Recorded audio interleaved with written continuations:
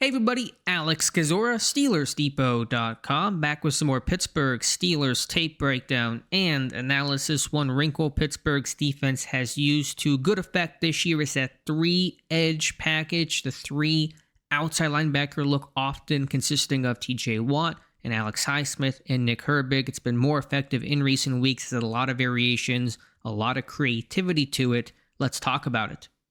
Before we start, if you guys could like this video, subscribe to the channel, and check out the site, SteelersDepot.com, would really appreciate that. So this comes in some different forms and fashions over the last couple of weeks, but in base form, it's this 1-5-5 look. One defensive lineman, we're in week 6 against Cleveland. There's Kim Hayward, the lone defensive lineman, 3 outside linebackers, 3 edge rushers, and TJ Watt, Alex Highsmith, and Nick Herbig. They can configure in different ways, but most often it's Herbig off ball, and Pittsburgh can do a lot of fun rush and stunts and games behind. So take a look here, facing the rookie Dylan Gabriel. Pittsburgh bringing heat, rushing 6, running this Fire X stunt with Wilson and Queen. Doesn't work great, but you see Herbig rushing over right guard. These guards who are used to blocking these big, powerful defensive linemen now taking on a undersized, bendy pass rusher like Herbig, dipping a good right guard here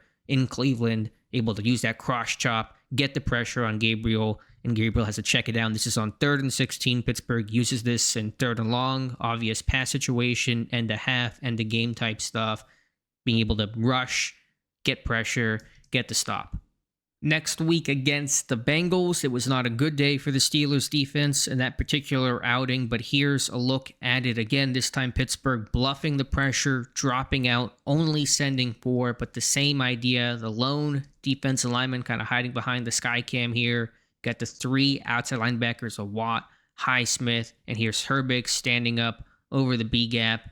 And again, Herbig getting pressure, same kind of move, cross chop to a rip, pressure on Flacco, ball incomplete along the sideline. So getting that pressure look to really focus the eyes from the left tackle, left guard, could potentially leave Highsmith, open around the edge as the line has to respect that and slide down. But getting these one-on-one matchups here with Watt and Herbig and Hayward, guys you want to be left one-on-one. Herbig gets the pressure, pass incomplete.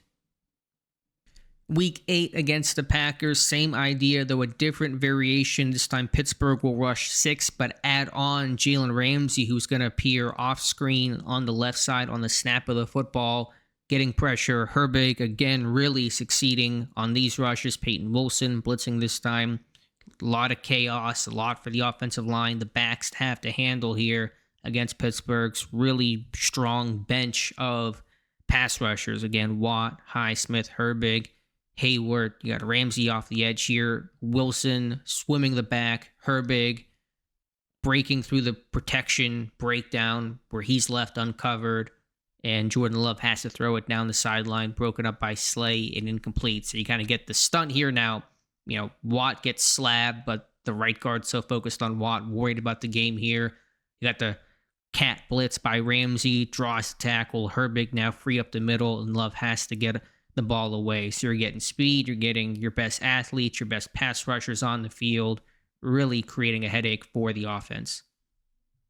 Let's look at the Colts game. Pittsburgh a really strong defensive performance in this one. In this instance, Keanu Benton, the lone defensive lineman, but same overall look with Watt and Highsmith on the edges. Herbig off ball here, running this game, this twist between Herbig and Highsmith, but it's Benton getting the pressure one-on-one on Bortolini. Benton played a heck of a game and has been on a hot streak for the last several weeks, getting that pressure on Daniel Jones, and this one not even close. And again, leaving TJ Watt one-on-one here, having to respect the potential for the rush and the games here.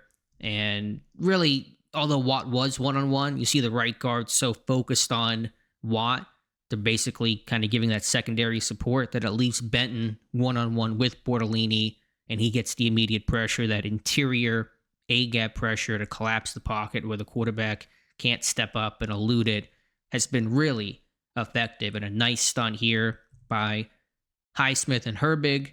You have Herbig looping around, Highsmith crashing in.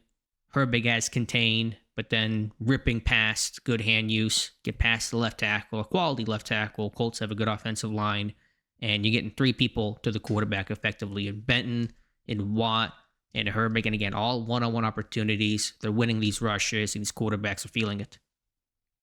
Week 10 against the Chargers, same look. Cam Hayward, the one lone defensive lineman, the amoeba look here, but Hayward standing up this time as a rusher. So who's dropping, who's rushing, you don't know as an offensive line. Hayward and Highsmith running the stunt.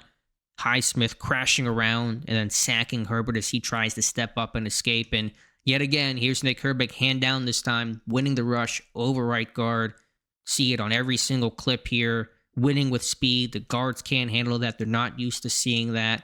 Having a small, quick twitch kind of a guy like Herbig ripping through, forces Herbert to step up, and then Highsmith comes over the top and takes him down. So a really nice coordinated rush. Rush and coverage go together, but the rush has to also be balanced, and you have to maintain rush lane integrity and rush as a collective. They do that here.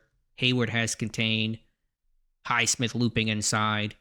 Herbig forcing the pressure, and then Highsmith coming over to clean things up. So a lot of looks here, a lot of stunts and games being run off this 3-edge look.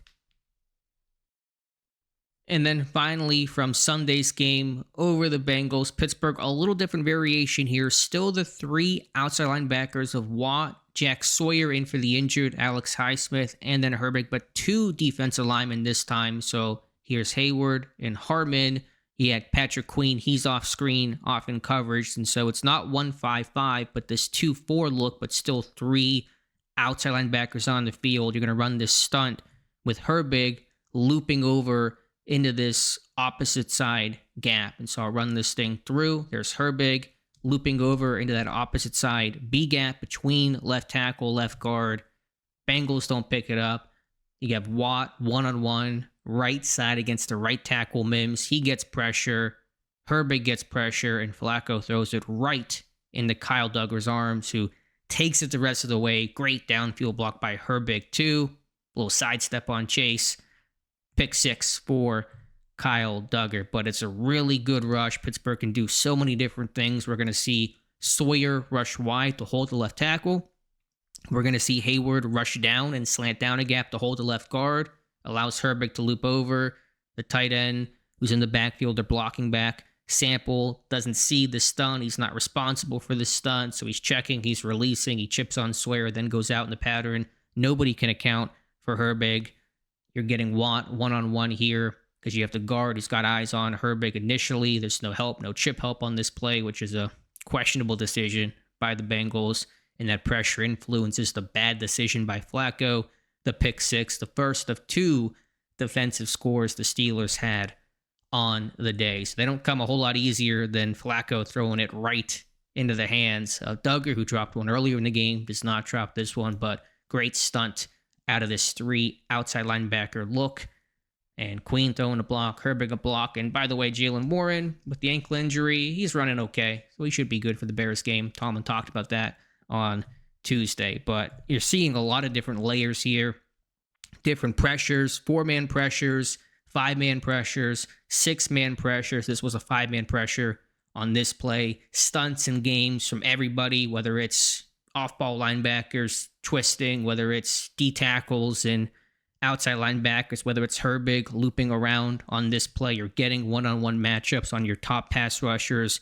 You're putting offensive linemen in unusual circumstances, blocking guys like Herbig over the ball, between the tackles. So it's really kind of stressful in these situations. Pittsburgh has to be in the right moments. They got to be in pass downs. They got to stop the run, be in game circumstances to get the lead. But it has been effective and increasingly effective, and even more so whenever Alex Highsmith gets back from that pec injury. So a lot of fun here. Pittsburgh gets into their bag in these moments, and the results are really paying off.